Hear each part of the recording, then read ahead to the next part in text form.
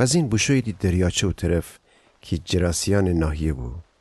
وقتی عیسی کرجی جا پیاده بسته ایتا مردک که پلید رو جا گرفتار بو قبرستان جا بیرون بمو و اونی امره رو بسته. اون مرده قبرستان درون زندگی کدی و ده هیچ کس اونه حریف نبو که حتی زنجیل امره اونه دبسته بداره. چرا که چند دفعه اونه زنجیل و آهنی پابند امره دبسته بید ولی زنجیلان برسنه و پابندان بشکنه. هیچ کس زور و قوت نشتی که اونه رام کنه. شبند روز غبران میان و کلان جور داد فریاد زی و سنگ امره خود جان زخم کدی. وقتی عیسی جدور بیده بودو با ما خود دیم از زمین سر بنه و قایم فریاد بزه ای عیسی، ای که مطال خدا پسریسی، می امره چی کار داری؟ تره بو خدا قسم دم که مره عذاب نبدن. چون که عیسی اونا بگفته بو ای پلید رو ام مرده که جا بیرون بیه.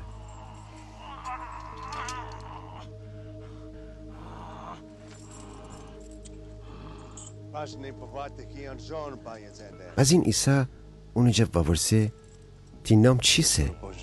جواب بده می نام غشونه، چرا که زیادی سیم. و عیسی التماس بگوده که اوشن اون ناحیه جا بیرون نکنه.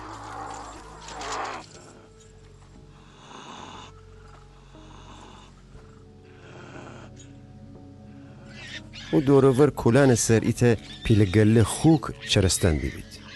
پلید روحان عیسی جا خواهش بکدید و بگفتید امره اوسیه کن خوکان درون بده بیشیم اوشن جلده بود.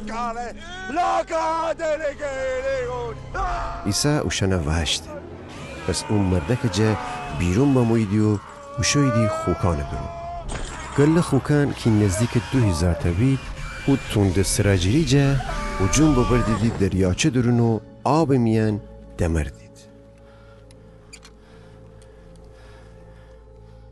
خوکچرنان بگرختید و ام ماجرای شهر و دیهات میان بگفتید.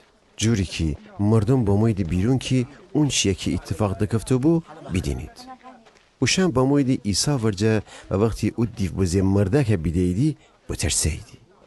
چرا که اون پیشتر غشون دست گرفتار بو ولی اصل لباس دو کده داری و آقیلان منستن اوی نشته. اوشنی که ماجرای بیده بید اون چیه که دیو بزی مرده و خوکان ری اتفاق دکفته بو مردم ری واگویا بکدید. باز این مردم عیسی جا التماس بکدید که اوشن سرزمین جا بشه. وقتی عیسی کرجی سوار بستندو بو هم مرده که پیشتر دیوزی بو التماس بکده که اونی امره بشه. ولی عیسی ونشته و بگفته بوشو بخانه تی خانواده ورجه و اوشن بگو که خداوند تره چی بکده و چوتو تره رحم بکده. هنوسی اون مرده بوشو و شروع بکده دکا پولیس سرزمین میان هر چیه که عیسی اونی ره بکده بو پخش کدن و مردم همتن غاغه بستید.